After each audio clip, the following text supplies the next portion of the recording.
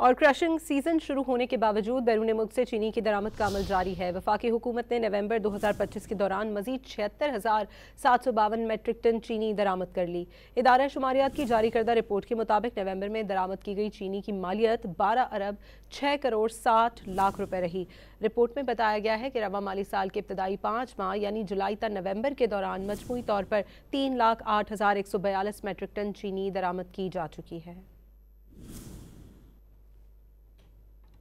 और crushing season शुरू होने के बावजूद बैरून मुल्क से चीनी की दरामद का अमल जारी है। वफाकी हुकूमत ने नवंबर 2025 के दौरान मजीद 76,752 मेट्रिक टन चीनी दरामद कर ली। इदारा शुमारियात की जारी करदा रिपोर्ट के मुताबिक नवंबर में दरामद की गई चीनी की मालियत 12 अरब 6 करोड़ 60 लाख रुपए रही।